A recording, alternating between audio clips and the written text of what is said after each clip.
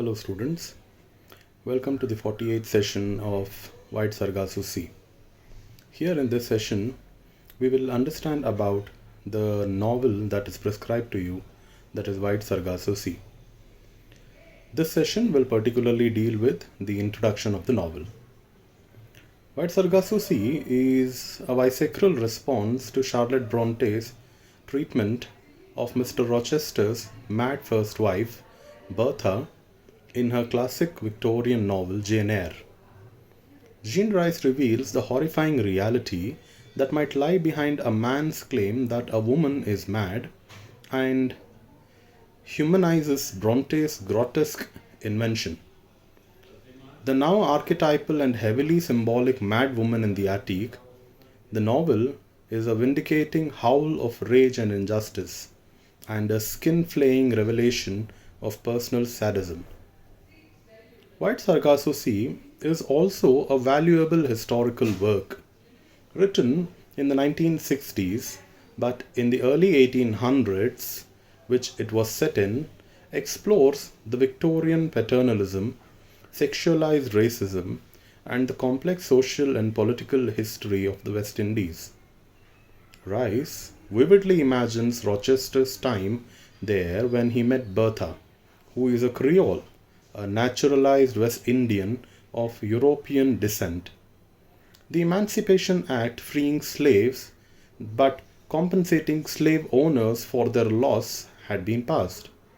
England and France are the dominating and competing colonizers, while Spanish colonial exploration is a past influence, and many formerly profitable estates are in decline because of the absence of exploited labor and a slump in the sugar market. The novel is narrated by Antoinette, Bertha's much more elegant real name, and Rochester.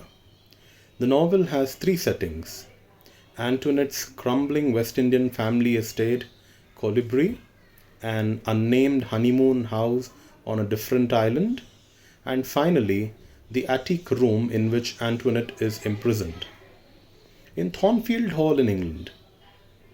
In the West Indian settings, Rice skillfully evokes the setting impulses of anger, trauma, fear, mockery, and suspicion between, amongst, towards, and from former slaves originally from Africa, black West Indian servants who are the children of slaves, mixed-rate, illegitimate children of white plantation owners who impregnated female slaves, non-white naturalized Creoles, former slave owners, housemasters, newly impoverished plantation owners, colonial interlopers, and prosecuting entrepreneurs waiting to buy derelict estates. Colonial interlopers. This novel we see the ending of slavery, though despite it is the ending of slavery, the story is far from over. Violent injustice, a raw fight for survival, and the possibility of yet more waves of exploitation are still to come. The hierarchy of racial differences is finally demarcated and noticed by everyone. Antoinette is a lonely, intelligent, brooding individual who yearns for a mother figure and finds one in her maid and ex-slave Christophine, though. Yet the reasons for the rejection of Antoinette by Annette, her mother, are never made clear, while slanderous lies fill the space of ignorance and doubt. Rice is excellent when conveying the idea that certain things like slavery are so traumatic that they are unsayable, and that deliberate forgetting is a trauma response but also a survival mechanism when Antoinette mother's horse is poisoned by ex-slaves. Antoinette says, "I thought if I told no one, I might not be true.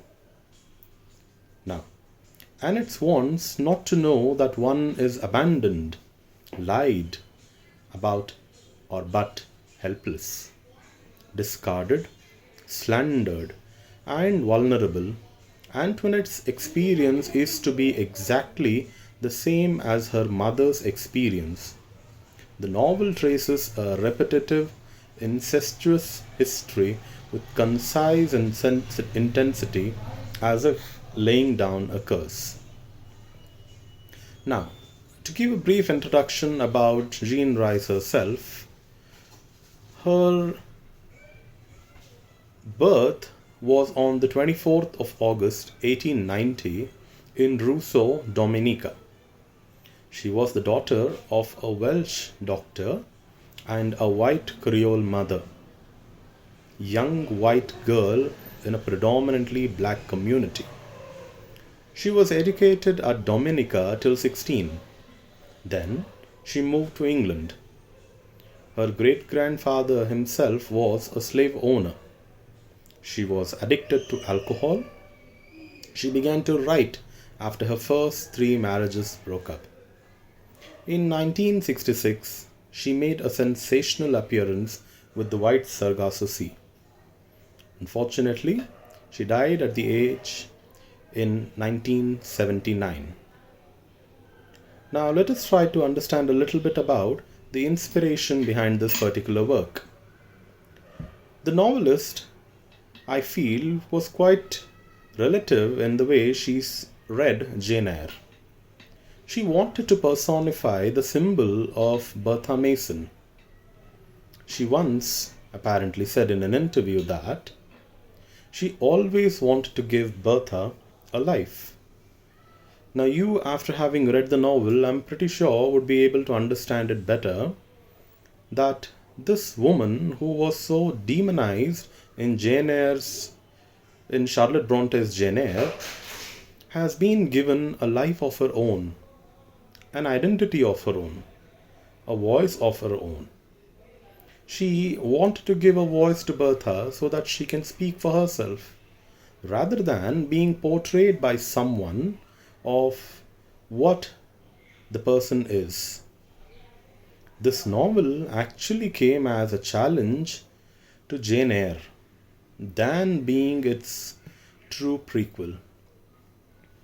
The title Sargasso Sea is taken up from an area of Atlantic Ocean lying between West Indies and Azores. It is a no man's land, claimed by no one, given a name. That's the only identity of this place, which we can see the similarities on the lines of Antoinette. Who is Antoinette, a name given to her from her parents? Who is Bertha, a name given to her by Mr. Rochester? A mad woman in the attic, a name given to her by the readers of Jane Eyre. So we can find similarities between these two names: White Sargasso Sea, a no man's land; Antoinette Causeway, nee Mrs. Rochester, a person who belongs to nobody, a person without identity, and a person in turn without any voice. The novel is set in the 1840s, just after the passing of the Emancipation Proclamation, which freed the islands from slavery. Now, looking at the structure of the novel, we can easily divide the novel into 3 different parts. Part 1 is a part which takes place in the Colibri estate in Jamaica, which talks about the childhood. Part 2 is the Grandbois estate in Dominica, where the marriage takes place with Mr. Rochester. And part 3 is the Thornfield Hall in England, where Antoinette, so-called Bertha Mason, dies. This 3 different parts have 3 different first-person point of views. The part 1 is by Antoinette Causeway Mason Rochester, also called as Bertha. Part 2 is in the first point narrative of Edward Fairfax Rochester and Antoinette to a certain extent. Part 3 is by Grace Poole and Antoinette. Now we see, when you are about to embark on understanding this particular novel, you would definitely be in requirement of the understanding of a few terms that are there in the novel. Unless and until you put these terms into context, your reading of the novel shall remain incomplete. Here I am going to explain a few terms which will shed a light upon the context of the novel. The name as Maroons. Now, who are the Maroons? In Jamaica, referred to the runaway slaves and their descendants who escaped to the mountains and lived free. You will also find a reference to the colored people. Now, these colored people are people of mixed races, that is, white and black, Anglo-European and African racial ancestry. Now, mind you, for us it becomes very important to understand not just the denotative meaning of these words, but also the connotative meaning. It is a word which is used with a derogatory reference. A person being called colored is not just an understanding that the person is colored. It is to say that the person does not belong to the mainstream white. Now, when I say the mainstream white, the process that is happening here is something called as the otherism, where the whites are trying to demarcate themselves as we, and they are going to demarcate these colored people as they. There is another group of people called as the Creole. Now, who are the Creole? Creole are the people born in the Caribbean to English or European descent. That means they are not the actual natives here. These are the people who are illegitimate children born from European and English descent. Now, there is another very important word here called the patois. It is a French word which is used again derogatorily, implying low status of the speaker or dialect. There is also another important word which is called primogeniture. Now, what is primogeniture? It is a patrilineal inheritance that granted all land to the eldest son. Now, mind you, this happens to be the reason why Mr. Rochester initially comes out of England in search of a wife to the Caribbean. If you remember clearly with your reading, you would see that Mr. Rochester was not the first eldest male child of the family. He was the second male child of the family. So, though his father might have been a rich man, all the property and all the inheritance would directly go to the first son, that is Mr. Rochester's elder brother. And Mr. Rochester himself was given to fend for himself. So, in order to secure his future, in order to better his own prospects, he comes to this place called the Caribbean, where the white people are looked upon as something great. And he takes the full benefit of that by marrying this very innocent young girl, Antoinette, and seeing that she is robbed of her inheritance. Mind you, you will understand in the later parts of the sessions that she comes into inheritance, the money which totally belongs to her. But just because she marries a man, the whole amount of inheritance passes on to him, and she literally has no control over her own inheritance. Now, you and I may call it a draconian law, you and I may call it is a law which is totally unjust towards the female population, but mind you, that was the law. Alright? There is another important word which you will come across in the novel, which is called as the zombie. Now, a zombie is a person whose soul has been stolen or put to sleep by a sorcerer who takes control of the body for his or her own purposes. Now, if you look at the reading of your novel, you will see that this particular term has quite many denotations there. You will see that There is a lot of magic that is going on in the novel.